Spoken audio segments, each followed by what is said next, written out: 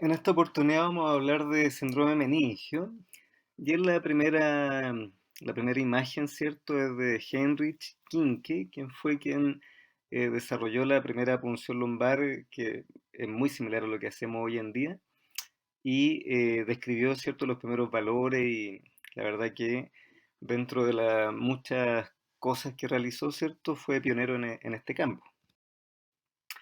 El síndrome meningio es una situación bastante necesaria de conocer para el clínico, porque puede denotar cuadro de urgencia vital. Ya, por ejemplo, la típica meningitis bacteriana. Entonces, es muy importante reconocerlo y una vez que uno lo reconoce, te lleva a una conducta, que es básicamente hacer una punción lumbar. Entonces, es un cuadro que va mucho más allá de la neurología, que todo médico debe conocer, especialmente el que trabaja en urgencia. Bueno, es una expresión de una irritación de las meninges y obedece a distintas causas. Ya puede ser por sangre, una hemorragia subaracnoidea, puede ser por una infección, pero también puede ser autoinmune, algún cuadro inflamatorio autoinmune, puede ser incluso neoplásico, ¿ya? Así que es bastante diverso. Uno siempre lo asocia más que nada a lo infeccioso, pero la verdad que hay muchos cuadros que lo pueden producir. Con respecto a la clasificación, hay varios tipos de clasificación. Lo que más se ocupa es si es agudo o crónico, dependiendo si lleva más o menos de 4 semanas. Pero también se pueden hacer clasificaciones por la etiología o por el tratamiento. Eh, ¿Qué es lo más común, cierto, de lo agudo? Bueno, la meningitis bacteriana, las meningitis virales, la hemorragia subaracnoidea, que se puede también presentar así, alguna meningitis aséptica, alguna vasculitis también podríamos agregar acá, a diferencia de las situaciones más crónicas, por ejemplo, la meningitis por TBC o por neoplasia o por hongo, ¿cierto? Estos ya son cuadros que denotan mucho más tiempo, ¿ya? ¿Cuáles son las manifestaciones clínicas? Bueno, lo primordial es que siempre hay como tres ejes o tres pivotes sobre los cuales algunos pacientes van a tener más compromiso o menos compromiso según el cuadro. Pero lo más importante, ¿cierto?, son estas tres cosas que pueden tener mayor o menor importancia debido al caso, que es la cefalea, algún grado de compromiso de conciencia y los signos meningios. Obviamente cuando hay alguna etiología autoinmune o alguna infección, por supuesto hay fiebre. Pero cuando uno habla de un cuadro meningio, ¿cierto? Uno se mueve con estas tres características para pensar que es algo más meningítico, por decirlo de alguna forma, o si predomina el compromiso de conciencia, por ejemplo, va a haber más un cuadro sugerente de una encefalitis. ¿Ya? Eh, la cefalea generalmente es de aparición precoz, es de curso progresivo o locráneo, resistente a la analgesia habitual, pero obviamente esto va a depender del paciente, de la historia que nos dé. Recordar que hay algunos pacientes que llegan con compromiso de conciencia, por lo tanto no nos van a dar una buena historia o no vamos a tener la historia clásicamente. O puede que el paciente haya tenido algún tipo de tratamiento antibiótico por otra cosa o algún grado de ocupar alguna analgesia. Por lo tanto no es siempre tan clásica la cefalea, pero si uno tuviera que decir cómo es la cefalea, bueno, es una cefalea importante. Que impide que el paciente siga haciendo sus actividades cotidianas, holocráneo, progresivo, resistente a la analgesia habitual. Lo otro que puede acompañar, ¿cierto? Es algún grado de compromiso de conciencia y ahí el paciente puede llegar un poco confuso, un poco inatento o puede llegar con algún compromiso cuantitativo, ¿ya? O sea, hay pacientes que pueden llegar en súper profundo, hay otros pacientes que pueden llegar en coma. Esto es muy importante porque si el paciente llega en coma, obviamente no vamos a tener una historia y muchas veces los signos meningios en ese estado tampoco van a estar. Por lo tanto, aquí es muy importante, si es que tengo un cuadro, por ejemplo, una meningitis bacteriana, hay algunos casos que pueden llegar en coma y ahí lo más importante es la sospecha. Ya la sospecha y siempre cuando llega un paciente séptico, tratar de confirmar cuál es el foco, ¿ya? Va a depender el compromiso de conciencia de la gravedad del cuadro y la velocidad de instalación. Bueno, los signos meningios requieren de que el paciente sienta dolor. Cuando uno hace las maniobras, al paciente le molestan, ¿cierto? Y lo que uno ve es básicamente la respuesta que tiene el paciente para minimizar ese dolor. Por lo tanto, insisto, cuando los pacientes están con algún grado de compromiso de conciencia, puede que sean fallidos estos signos. Y lo otro que es muy importante de saber es que pacientes inmunodeprimidos al tener una respuesta inflamatoria menor, no van a tener signo meningio o van a ser muy sutiles. Es lo que nosotros llamamos que son pacientes oligosintomáticos y por lo tanto también ahí el nivel de sospecha debe ser muy alto. Bueno, la rigidez de cuello hay que hacer una anteflexión rápida, ¿cierto? No es necesario que sea tan fuerte, hacerlo con tanta fuerza, pero que sea rápido y uno va a sentir, ¿cierto?, la resistencia del paciente que efectivamente pone el rígido el cuello porque esa maniobra le molesta. Hay que tener ojo, siempre movilizar hacia los costados para descartar de que no sea una rigidez por algún cuadro, por ejemplo, artrosis o algún cuadro parkinsoniano, etcétera. Y lo otro que también sirve es girar la cabeza hacia los lados, lo que se llama el rolling test, porque, por ejemplo, los pacientes con migraña son muy sensibles a esa maniobra, más que tener una rigidez de cuello, ¿cierto? Y puede servir dentro del análisis de una cefalea. Si es que yo sospecho, por ejemplo, que es más una migraña y tiene un rolling test positivo, bueno, me voy más por ese lado. El Brudzinski se refiere a una contractura, ¿cierto? Refleja de la musculatura espinal y de los músculos flexores del muslo y la pierna.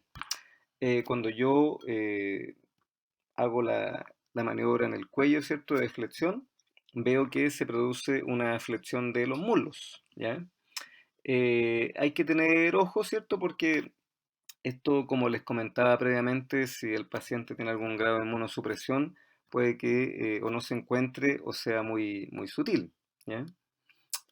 Acá tenemos la típica imagen, ¿cierto?, con este niño, ¿cierto?, que le flectan la cabeza y flecta la rodilla. Kernig habla, ¿cierto?, también de una irritación meningea. El paciente está de espaldas, se flectan los muslos, los muslos, ¿cierto? Se trata de estirar la pierna y el paciente evita, ¿cierto?, que uno estire la pierna, la flecta.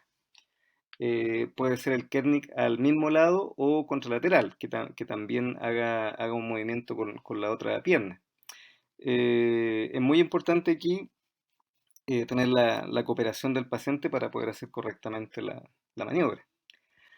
Bueno, la fiebre, como les comentaba, es bastante variable. Si estoy hablando de un cuadro infeccioso, por supuesto que puede estar, salvo que haya estado el paciente subtratado o tratado por otro caso. Por ejemplo, estuvo con antibióticos pensando que era una neumonía el cuadro séptico, o si tiene algún grado de inmunosupresión, puede que no tenga fiebre. Ya les comentaba el tema de los vómitos explosivos, que el paciente no tiene una gran cantidad de náusea y realmente el vómito es muy importante. Distinto, por ejemplo, a la migraña, que en la migraña el paciente tiene mucha náusea, un estado muy nauseoso, pero efectivamente vomita poco. El edema de papila, de nuevo hay que tener el detalle, ¿cierto?, de que cuando es algo muy agudo puede que no se note, puede que no aparezca un edema de papila porque cuando aparece denota que ya lleva horas de evolución el paciente. Entonces, los cuadros que son muy agudos, puede que yo no encuentre edema de papila y eso no descarta de que tenga cierto grado de aumento de presión intracerebral. Bueno, el paciente también en general está un poco más irritable, puede tener cierta fotofobia, incluso algunos pacientes describen raquialgia. Y ojo con el tema de la fotofobia, o sea, un paciente con un cuadro meningio y da esos síntomas, nos pudiera ser confundente con una crisis de migraña, que también se describe, ¿cierto? Los pacientes mencionan fotofobia. Como les comentaba, hay múltiples causas de síndrome meningio, no es la idea en esta presentación hablar de cada una de ellas, pero sí tener claro de que las causas son bastante variadas y va a depender del contexto clínico y de los exámenes que yo realice, ¿cierto? Y de la historia del paciente, por supuesto, a quién me va a orientar, ¿ya? Cuando yo tengo la sospecha de un cuadro meningio, especialmente cuando estamos hablando de servicio de urgencia, tengo una sospecha por un cuadro infeccioso, debo realizar una punción lumbar. En general, la punción lumbar, teóricamente, si yo tengo un paciente que no tiene ninguna focalidad y no tiene un compromiso de conciencia, no requiere un TAC de cerebro. Hoy en día, la mayoría de las veces se pide de todas formas un TAC de cerebro, pero debería solo indicarse cuando yo tengo alguna sospecha de un aumento de presión intracerebral o cuando tengo sospecha de una focalidad por mi examen físico o el paciente está comprometido de conciencia. ¿Ya? Eh, Acá aparecen las indicaciones para la punción lumbar y que, de nuevo, ¿cierto? No es solamente para patología infecciosa, sino que también hay otras causas, estudiar una hemorragia subaracnoidea, estudiar, ¿cierto? Enfermedad autoinmune, un Guillain-Barré, etcétera. Incluso hay terapias que se pueden dar por la punción lumbar, quimioterapia o antibióticos. Como les comentaba, el TAC de cerebro, ¿por qué se pediría antes de una punción lumbar? Porque la punción lumbar, al realizarse, ¿cierto?, puede bajar bruscamente la presión intracerebral y producir un enclavamiento del paciente. ¿Cuándo está en riesgo el paciente de que le ocurra esto? Bueno, cuando hay algún aumento de presión intracerebral, una hidrocefalia o alguna lesión focal que está generando, ¿cierto?, un aumento de presión focal. ¿Ya? En general se pide un escáner de cerebro previo a una punción lumbar en todos los casos, ¿no? Pero sí o sí está indicado si es que el paciente tiene compromiso de conciencia, si es que tiene algún grado de inmunosupresión, porque ahí generalmente los pacientes son oligosintomáticos y es difícil de descartar que no tenga alguna lesión, por ejemplo, focal. Por supuesto, cuando yo tengo alguna focalidad del examen físico, ¿ya? ¿Cuáles son las contraindicaciones? Bueno, alguna coagulopatía, alguna lesión o alguna situación puntual en el sitio de punción, por ejemplo, alguna malformación, alguna cirugía previa, médula anclada. Y insisto en que si yo tengo algún signo de aumento de presión intracerebral o tengo alguna focalidad, es mejor diferir el examen. ¿Ya? Supongamos que yo tengo un paciente que no puede hacer la punción lumbar, tiene una lesión focal muy importante o yo veo signos y síntomas de aumento de presión intracerebral. Bueno, ahí si no puedo hacer la PL, tengo que tratar a ese paciente como la sospecha que yo clínicamente tengo.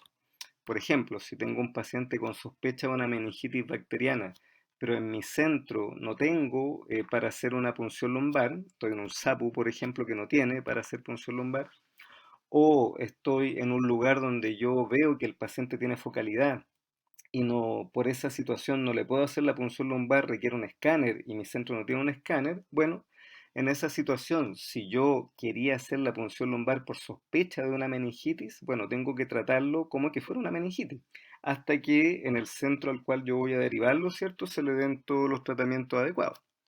Así que ahí, por ejemplo, se deja tratamiento pensando en meningitis bacteriana, viral, encefalitis, se cubre, ¿cierto?, en forma muy amplia.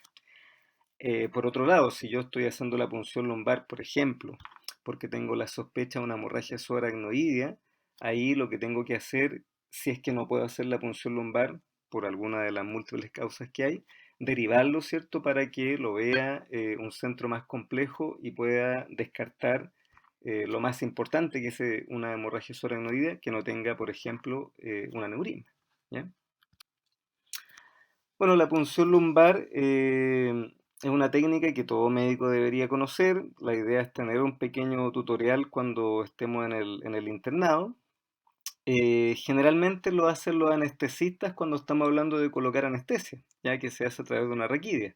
Pero como proceso diagnóstico, todo médico general debería saber hacerlo, especialmente los colegas que trabajamos en la urgencia. Y bueno, aquí está la típica posición en decúbito lateral, que la verdad también se puede hacer sentado si es que se pierde un poco la anatomía con un paciente acostado, especialmente si tienen sobrepeso, uno pudiera hacerlo acostado también, ¿ya?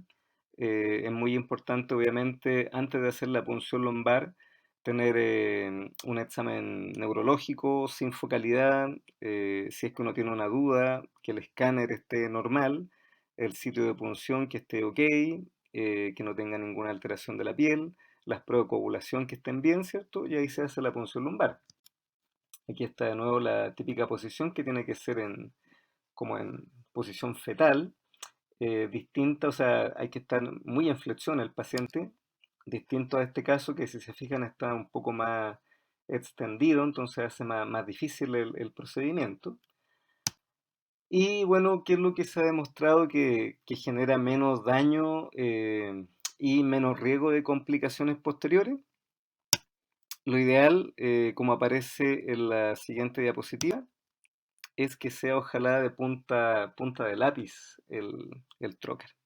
Mientras más pequeño el trocar, un G21 hacia arriba, ya que el diámetro de la aguja es menor, y si es punta de lápiz, idealmente, eso genera menos trauma y por lo tanto menos efectos secundarios y menos cefalea post-PL.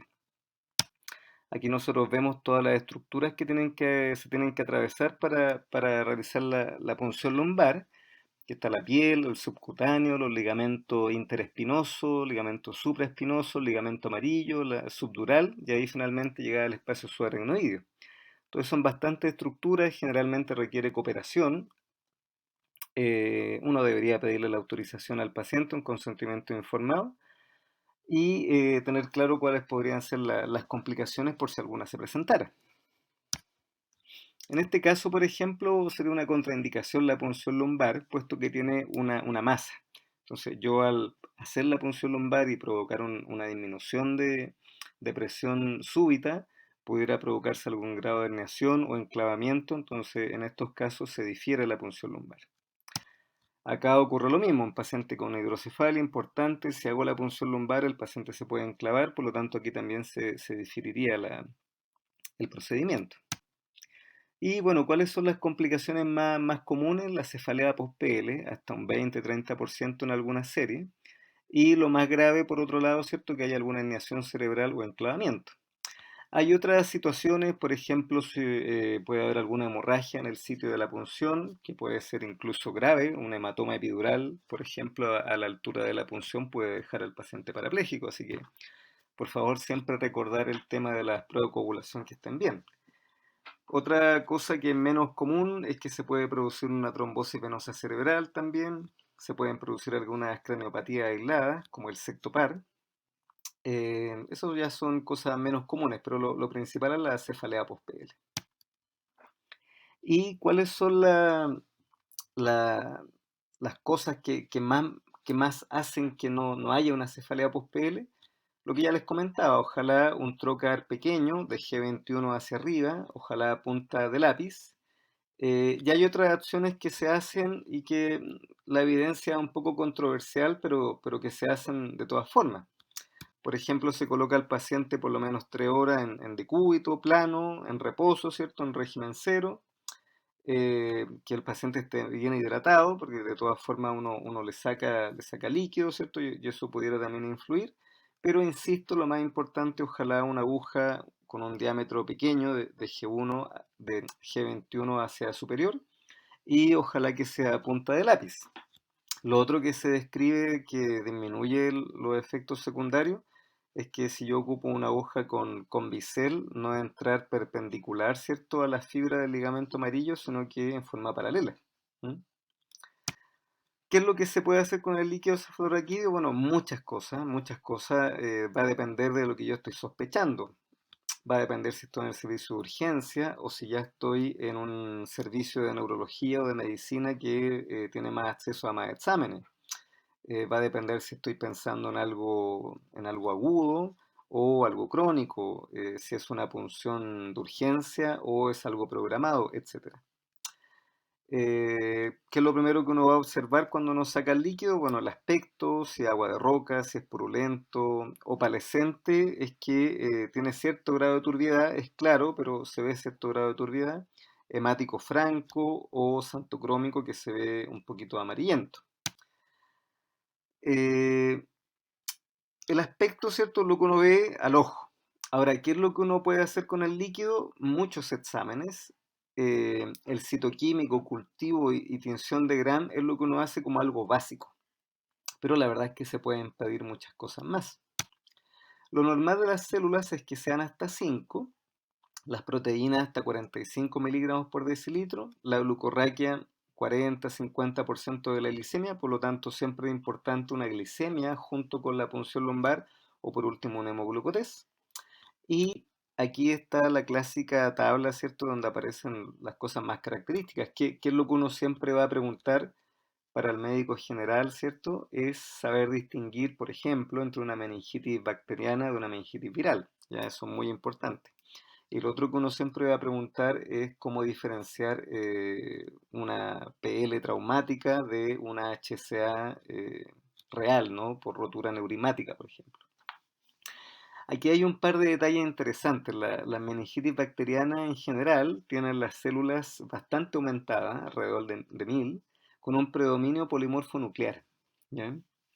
En general, el predominio es polimorfo nuclear. A diferencia de la meningitis viral, donde el predominio es mononuclear y el número de células es más bajo, 100 a 500.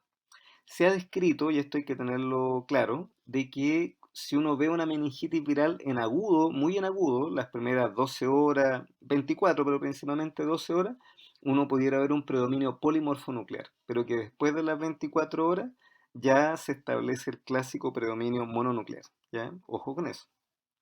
Y lo otro que la meningitis bacteriana, como ya comenté, tienen un predominio polimorfo nuclear, salvo la listeria. ¿Ya? La listeria en ese sentido es bien engañadora, porque en algunos casos da predominio mononuclear, en otros casos da predominio polimorfo nuclear. ¿Ya? Lo otro, obviamente la meningitis bacteriana, la glucorraquia va a estar disminuida y de hecho la glucorraquia es un indicador de gravedad. Ya si yo tengo un paciente, por ejemplo, con una glucorraquia muy baja o cero, significa que es un cuadro muy severo y se asocia con mucha letalidad. ¿Ya? Los tumores también bajan bastante la glucosa, así que hay que tener ojo con eso. Lo más importante es lo que ya le he comentado. El resto de la información, por ejemplo, absceso cerebral, casi no se tiene mucha información porque los abscesos cerebrales generan una lesión en la masa y por lo tanto la mayoría de las veces no se hace punción lumbar porque es una contraindicación, ¿no? Y como les comentaba previamente, hay que tener clara la diferencia entre una PL traumática y una HCA. Acá se ve un líquido claro como agua de roca. Ojo de que la inspección visual tiene errores. O sea, yo puedo ver un líquido como agua de roca y finalmente es una meningitis viral o incluso uno ha visto meningitis bacteriana. Por lo tanto, te puede orientar un poco, especialmente cuando sale muy alterado, muy turbio, pero un líquido a la inspección visual como agua de roca no te descarta, por eso que hay que seguir con los exámenes citoquímicos, etcétera. Esto sería un líquido opalescente que es claro, pero tiene cierta turbulencia y claro, uno lo ve un poquito más común en meningitis virales, encefalitis virales o alguna meningitis crónica. Pero insisto de que la inspección visual lleva error. Y aquí se ve ya un líquido muy purulento, ¿cierto? Como pisco sour, y eso sí es muy sugerente de que una meningitis bacteriana. Acá, por ejemplo, se ve un tubo santocrómico que se ve el sobrenadante de color amarillento, ¿cierto? Y esto podría corresponder efectivamente a una HCA o que hayan procesado muy tarde una punción lumbar traumática. Acá se ve ya la hemorragia franca, que es como clásico de una HCA traumática, ¿cierto? Que se ve muy rojizo. Aquí está la típica diferenciación que se ocupa la prueba de tres tubos. Si es traumático, a medida que uno va sacando tubos, se va limpiando un poco la sangre, a diferencia de la HCA, por una rotura neurismática. Y lo otro que es importante es el tema de cómo se ven los glóbulos rojos. Generalmente los glóbulos rojos en la hemorragia subaracnoidea, que ya lleva un tiempo el glóbulo rojo en el espacio subaracnoideo, se ven metabolizados, crenados, destruidos. En cambio, en la punción traumática, que es algo reciente, se ven bastante completos los glóbulos rojos. Y el sobrenadante de la punción traumática es incoloro, a diferencia de la hemorragia subaracnoidea, que es santocrómico, tiene cierto tinte amarillento. ¿Cuáles son las complicaciones más comunes? Bueno, la cefalea post-PL y como ya les comenté, la forma de bajar su incidencia es ocupar un trocar delgado y ojalá punta lápiz y bueno, y todas las otras indicaciones que tienen una evidencia baja, pero que se realizan de todas formas. Y como les digo, aparte de lo básico, que es el recuento celular, el recuento de proteína, la glucorraquia, el aspecto, se pueden hacer muchos otros exámenes. ¿Ah? Hay panel, por ejemplo, para detectar anticuerpos para encefalitis autoinmune, se pueden pedir vaciloscopía, se puede pedir pruebas treponémicas, o sea, pruebas para detectar una sífilis, se puede hacer tinta china, hay también para pedir virus específico, el herpes, por ejemplo, también se pueden buscar células neoplásicas, bandas oligoclonales pensando en algo de mielinzante, etcétera. ¿Ya? ¿Qué es lo importante? De que si yo tengo un cuadro meningio, debo tomar una conducta, siempre es una urgencia. O sea, la mayoría de las veces una urgencia, especialmente si yo estoy pensando en algo infeccioso. Si estoy frente a un cuadro que me parece que es un cuadro meningio, estoy en una situación de urgencia y con mayor razón si hay algún trasfondo infeccioso, estoy sospechando, por ejemplo, una meningitis bacteriana, eso tiene que llevar sí o sí una conducta, no es para dar de alta al paciente o verlo en fundambulatoria, sino que rápidamente ver si están las condiciones para una punción lumbar, llevar a cabo la punción lumbar y poder interpretar los resultados, ¿cierto?, de esa punción lumbar para beneficio del paciente.